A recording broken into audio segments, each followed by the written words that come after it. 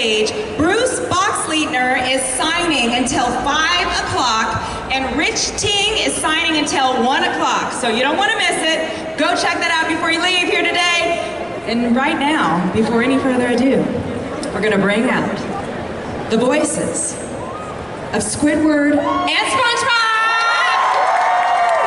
Yes! Moderated by London Jackson from the website History of the Batman. Let's bring London out right now. London!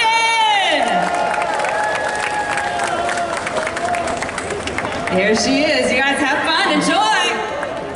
Wow. Hey, everybody. Well, thank you all for coming to this panel. I am so excited to talk with the amazing characters of SpongeBob SquarePants. So you guys want me to bring them out here? Yeah! So we have the amazing Tom Kenny, who's the voice of SpongeBob, and Rodger Bumpass, who is the voice of Squidward. So if Tom and Rodger can come out.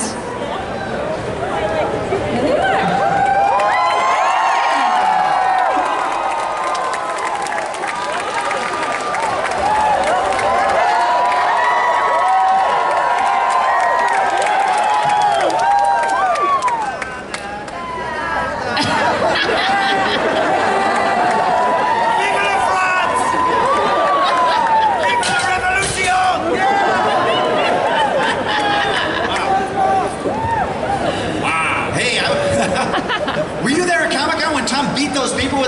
He was trying to be funny and people died. Yeah. They couldn't spring for chairs? Wow! I found Waldo! I found Waldo! Yes! Yes! I win! Found you! Well, thank you guys so much for sitting with me today. And thanks, Glenda. And I'm sure I don't speak just for myself or for everybody. SpongeBob is such an amazing animated series. I mean, it's been around for over 20 years. It's not animated, it's live action. It's live action, all of it. And filmed in front of a live audience. Yeah. So, going back to the very beginning, how did you two become a part of this project? Let's see. I don't remember. It's been so long. I don't know who this guy is, but I hear that we like each other very much. I have no idea how we got together. It was one of those dating apps, I think. Yeah, you know, I think it was a weird mixture. Like everybody's path was different. Like I think for you, Rodger, wasn't it pretty much a straight up audition situation, like, hey, come read for this show, like you do for a million shows? Yeah, it was just another audition. I didn't even go in to read with Stephen Hillenburg. I just went to the agent's office and sat in their little stupid booth and read it and went away, and the rest is history, as they say. It was no one knew it would be as big as So, when you were reading it, did you respond to it? We've never talked about this. No. When you were reading it, were you like, wow, this is special? Or was it like, another audition, I got a big stack here, I'm just going through, time to make the donuts? It was another audition. It was just another audition. You go in every day. It used to be you went into your agent's office every day and you read for commercials and animation and whatever. I read it. I got the part. I did the pilot. I got a copy of it. I took it home to my family and showed it to them, and they all fell VHS asleep. tape? Yeah. They all fell asleep. It was only 2 years later that I actually mentioned that I work on the show to some people on the street, and their eyes got big as saucers, and they said, "Wow, you guys are so hip!" And I didn't know that they even used that word still, and I figured we were on to something. So, and he just, oh, my flags. Prepare to board! It was yeah, I mean, for me, it was a little different because I had worked with Hillenburg on Rocco's Modern Life, like a early 90s Nick show. Yeah, we were just talking about that backstage, and the only reason I wound up on Rocco, going back one step further, was that Carlos Alazraqui, who voiced Rocco, he was a stand-up comedian in San Francisco, and I was a stand-up comedian in San Francisco. So we knew each other, and so when Joe Murray, the creator of Rocco, was like, hey, do you know anybody who might be right for this character?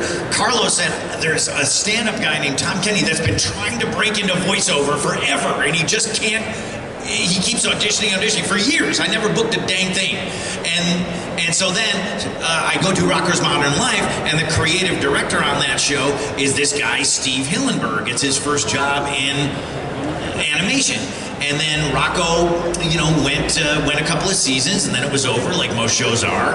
And then Steve just was pitching a show to Nickelodeon. Like Nickelodeon, you know, wanted to hear a pitch of his, and he had this idea for this optimistic sponge and the cranky neighbor and the greedy boss, and you know, maybe you know a squirrel that comes from Texas, that is from land and lives down on it. And he pitched it to them, and he always had me in mind as the voice. Like he was like, if this thing goes, you're going to be Spongebob. And I'm like, wow, great. You know, and it actually worked out. You know, despite Nickelodeon, I think once it was going to go, once the pilot was going to go, they were kind of pressuring him a little bit to use a celebrity, to use like an on-camera celebrity for the voice of SpongeBob. And Steve, thank goodness for me, because he changed my life, resisted the Fred Savage suggestion.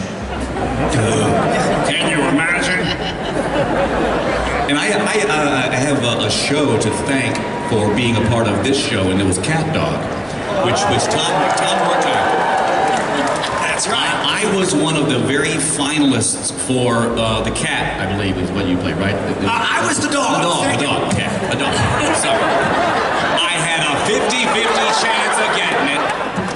Anyway, yeah, right, Roger. I was one of the last finalists for that part, and Steve chose Tom for that. But that's how. Well, it wasn't Steve. It was Peter Hannon. Peter Hannon. But Steve got acquainted with what I do through that audition. Yeah. Wow, great.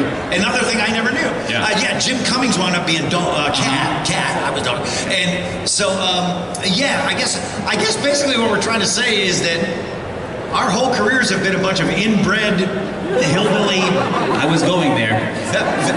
Various shows, various series that are all cousins intermarrying and having babies. You know, you think? It's worked out so far. But maybe I'm just having a really good 30 years. I'm never prepared to say it worked out. You know what I mean? My contract says. I'm always waiting for a shoe to drop. You know, people are like, "Hey, SpongeBob's doing pretty good," and I'm like, "Yeah, you know, for now." I'll give it 20 years and see how it goes. Well, Tom, you talked about how you were becoming the voice of SpongeBob. Like, that was the initial thought. So how did you create the voice for SpongeBob, and how did you find the voice for Squidward to basically perfectly match their very different personalities?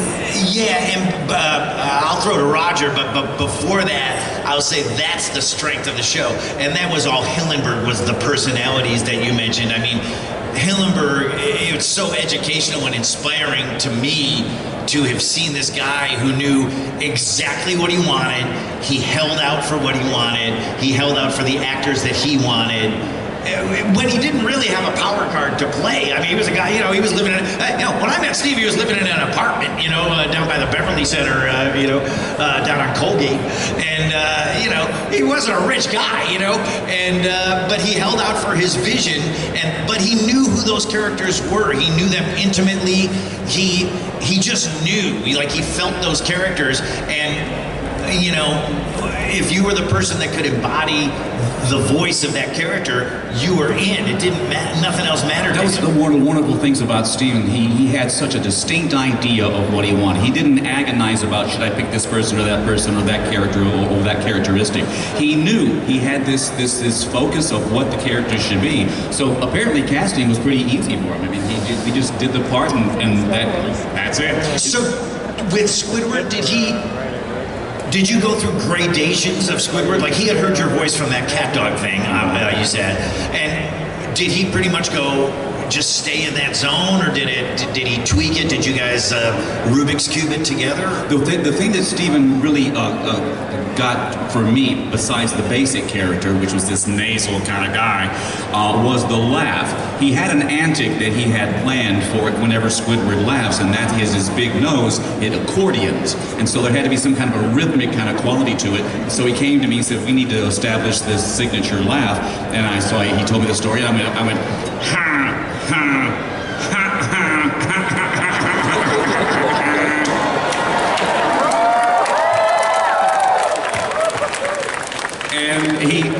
he stood up, he went, that's it, bye. He knew what he wanted so cleanly.